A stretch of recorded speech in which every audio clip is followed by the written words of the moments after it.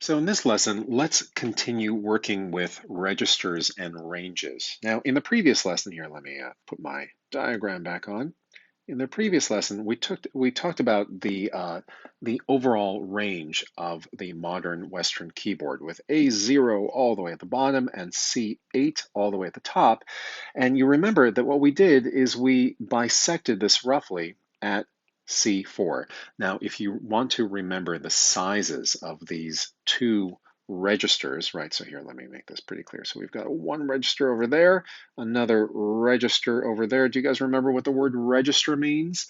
A range of pitches. And so the register from A0 to C4 is called the bass register, and the register from C4 all the way up to C8 is called the treble register. Now, these two registers are called the gross, because they're so disgusting. No, I'm just kidding. They're large. The gross instrumental registers, right? Just meaning that they're large. And more to the point of what we're going to be talking about in this lesson, they're not really appropriate for any one voice. Remember, there are always outliers, there are always exceptions. But for the most part, one individual voice cannot sing such a large range as A0 up to C4 or C4 up to C8. In fact, remember what the actual sizes here were. Right here, I'm going to backtrack a screen, but this was the previous lesson. And you can see that the bass register has a size of 24 letters, and the treble register has a size of 29. So if we go back here, if the bass size is 24 and the treble size is 29, these are very, very large ranges for, again, the average, perhaps untrained human voice. And that's really significant because if you remember from a couple of lessons ago, I specifically mentioned that the range of one staff from the bottom, right, putting a note head right below the staff, all the way to the note head at the top of the staff, this range is of 11 letters, or a size of 11. And that represents the average range of one human voice. 11 is obviously smaller than 24 and obviously smaller than 29. So that's why these ranges, the bass and the treble, are instrumental as opposed to vocal. But in this lesson, let's focus on those vocal registers. So there are four standard vocal registers, the ones that I actually pointed out in the previous lesson. Remember, we talked about the soprano. Again, I didn't define them, I just sort of named them. Then there was something called the contralto, which is more commonly simply referred to as the alto, which is, as you can see, an abbreviation of contralto. Then there's the tenor, and finally the bass. Now, these are the vocal registers. Okay, there are four standard ones. For those of you thinking, well, what about mezzo-soprano? What about baritone? Yeah, they're in there, but let's just begin with these first. So what I'd like to do is take these vocal registers and apply them as a series of ranges to the diagram that we're using here, that I'm using here for the keyboard. So let's begin with the soprano. Now, the soprano is the highest of these four registers, these four vocal registers. And what I'm about to do is very approximate, so please keep that in mind. Don't think that anything I'm about to indicate is absolute or set in stone in terms of where the register ends and where it begins. So the soprano is roughly from C4 up an 11th. All right, so in fact, let's work on this together. What is the range of C4 up an 11th? Right, so plus an 11th. What's the answer to this? I wonder if we can figure this out, actually. So to do this, why don't we apply what we've been using on the staff to visualize this. So let me clear this out so it's not confusing. And remember, this is going to represent the soprano register, or the soprano range. So I'm going to place the lowest, again, approximately the lowest note of the soprano, or the bottom of the soprano register. I'm going to place that right here on line number 1. Okay, and I'm going to go up an 11th because that is the standard range as represented on a single staff. So what is an 11th above this first line, right? Which we are, again, arbitrarily, please keep this in mind, we're arbitrarily going to call this C4, okay? So what's an 11th above? Now this presents an interesting challenge because look over here for a second. And remember that in 11th, starting from the space below the first line, ends up being the space above the 5th line, above the top. But if we're starting here, right, on the first line, then is my answer going to be here, exactly as it was in this problem? No, it has to be a step above, because here in the bottom, this represents a step, so I need to go up a step from the space above the staff. How do I do that? It doesn't seem like there's anything there for me to use that for. So this is where I have to introduce something new, and that is something called a ledger line. Something actually really interesting, a ledger line, because sometimes we run into this problem with staff notation. How do I indicate a pitch, a note head, where there are no lines or spaces because we've gone beyond either above or below, we've gone beyond the actual staff. So here's what you do. You put down the line that you need, like so, and you just make it fairly short because you are basically now drawing your staff, okay, in the places where it needs to be. So I need to indicate that there is going to be a note head right on that line. Why on that line? Because remember, I wanted to go a step above this, which if this is a space, then the step above will have to be a note head on the next line above. And so I've drawn my ledger line, that extra line beyond, either above or below, beyond the immediate range of my staff. And so this should be a range of an 11th. Let's take a moment to make sure that that's correct. Okay, so first of all, do you recognize that both of these note heads, the one that I'm calling C4 and this note head on the first ledger line above the staff, they're both on lines. Therefore, they are an odd numbered interval size, in this case 11. So hopefully you recognize that from previous videos, that all that makes sense. Also, as a quick aside, notice that I'm not numbering that ledger line above the staff, right? I'm just, again, it's back to this awkward description, which is why ultimately musicians, and I'm one of them eventually, I don't really like to talk about these things. I just want to do it, right? I want to do music. I want to play music. I don't want to talk about music so much, but we have to at this stage of the game, okay? And I hope that you recognize that.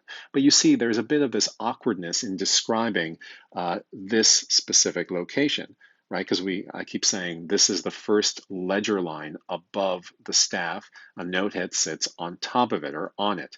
So yes, it's awkward, but we'll deal with it. So can I prove to you that this is an 11th? Sure. We're just going to go multiple skips until we get there. So skip number 1, 2, 3, 4, and 5 to reach the first ledger line above the staff. So this is right there, 3, 3, 3, 3, and 3. 1, 2, 3, 4, 5. There are 5 threes. We've already done this before, but 5 times 3 is 15. We have to subtract out the overlaps here. Let me use a different color for this. And so the overlaps are here. 1, that didn't help. That was way too big. But anyway, 1, 2, 3, 4 overlaps, right? There are 4 overlaps, so 15 minus 4 is 11. So there we go. There is the range of what looks like the soprano if we indicate C4 at the bottom of the staff. We could have just as easily indicated C4 on the first space below the staff, in which case the topmost note of the soprano range would have been this, right? The first space above the staff. So actually, let's go further. What's specific? Let's go back to the problem I asked ages ago, which is what is an 11th above C4, not just indicated on the staff, but what's the actual letter and octave designation? So how do we do this? Well, let me give you a quick hint, right? Something that will now start to make a lot of sense. So let me erase this because I don't want to confuse this. Let's stick with what we have, right? Here is C4 in this particular example. Here is the 11th above. What letter is that? What octave designation is that, right? Even though we know that this is an 11th. Remember something really vital. An 11th is a compound interval, meaning it's a size larger than 8. Every compound interval can be reduced to an interval size 8 and smaller. How do we do that? All we have to do is subtract out an octave. So let's see how that will work. Do you guys remember the shortcut to notating an octave above or below a given starting point? So for example, if I start here and I go down an octave, I have to go down 3 skips and a step. So let's do that. Skip number 1, skip number 2, skip number 3, and a step, right? From that third line to the second space right below it. This is a reduced interval from the 11th because I went down 1 octave. This shape right there should look familiar to you, right? We've done this in a previous video. Specifically, I went from a line, starting right there, I skipped, and then I went up a step, right? Here's a skip, here's a step. Do you remember what interval size 3 plus 2 yields? Well, it's a fourth. Review this in other lessons. That right there is a fourth. So going back to the compound interval, you guys know how 4 and 8 together yield 12 minus the overlap, right? In this case, the overlap will be right there, right at that letter. And so this, of course, yields 11. So if we can figure out what this second space is, right there, then we can simply go up an octave and figure out the name of this note head on the first ledger line above the staff. Let's try it out. What is a fourth above C4? Well, that's pretty easy, right? Because we simply count up. C4, up a step, up a step, up a step. C4, D4, E4, F4. 1, 2, 3, 4. So let me redraw this because it's getting super messy, but here's C4. A fourth above C4 is the second space. That is F4. Okay, that is a fourth. Just to review, remember that wherever you start with your interval sizes, you count that as 1. So C4 is 1, and then you go C, D, E, F, 1, 2, 3, 4. Okay, I'm belaboring this point. Now, if we go back up an octave from F4, we're going to get right back to where we had been, right? What's here highlighted in purple. And this is going to be an octave above F4, which is F5. So that means, this has been such a long-winded way of getting to this answer, but that means that the interval from C4 to F5 is 11, which means that going back to this diagram here so you can see all of it, the soprano range of a size of 11, again, roughly, for those of you who might be trained singers, you know that an 11th is much smaller than you're used to. You can probably sing two, maybe 2.5 octaves, but, accommodate for the amateurs, the people who are untrained. Perhaps a C4 plus an 11th yields, I don't want that highlighted. What's going on here? Yields F5. Okay. If the soprano is C4 to F5, you can see that that clearly is a much smaller register in terms of its range than the treble altogether, which is C4 all the way up to C8. Okay, that's a lot when we're talking about the soprano. Let's move down to the next vocal range, which is the alto. Now for this, we're going to save some time. We don't have to talk about quite as much, but we'll at least be able to move faster. So the next vocal range that's lower than the soprano is the alto. And for the alto, or the contralto, C4 is roughly in the middle of that person's vocal range. So I'm going to indicate it kind of like this, right? So you can see C4 falls toward the middle, and this is the alto. Now, do you guys recognize, even just by the way that I'm diagramming this, that these ranges are not discrete? Rather, they really overlap considerably. For example, here, let me choose a kind of neutral color. Over here, the overlap is roughly there, right, between the alto and the soprano. And this traditionally, again, singers, trained singers are going to get on my case for this. I totally get it, but this is not really a lesson in how vocal practice works. This is just about how registers work and then are notated on the staff ultimately. But this in between space between the alto and the soprano, this is often termed the mezzo-soprano. Mezzo-soprano range. So obviously it's real, but basically a mezzo-soprano is a lower ranged soprano and a higher ranged alto. It's in the space between these two voices. In any case, don't take any of these the way that I've highlighted this in blue, don't take this again as meaning that the mezzo-soprano has a smaller range than the alto or the soprano, because obviously where they overlap looks like less than a size of 11.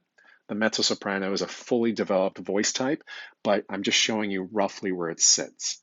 Okay, so the alto has a range of, again, roughly 11 notes from its lowest to its highest. And we're not going to go into detail about how to notate this on the staff, because I did that for the soprano just for practice, right? I just want you to see roughly how they organize these registers, these vocal registers, organize themselves against the gross instrumental registers of the keyboard. Let's keep moving down. For the tenor, which is the next lowest voice right there, because we've done soprano, now we've done contralto, and now we're doing tenor. The tenor is below, and for the tenor, the C4 is not the upper end of the tenor, but it's close, and the tenor would extend down here somewhere. And again, you can see that there's some degree of overlap with the soprano range as well as the alto range. Oh, that's pretty clear. I can even change colors here. Let's make it look like this. Right, so here's where the tenor overlaps with the alto, and let's use another color. Here's where the tenor seems to overlap with the soprano, right? So remember, they're just not discrete.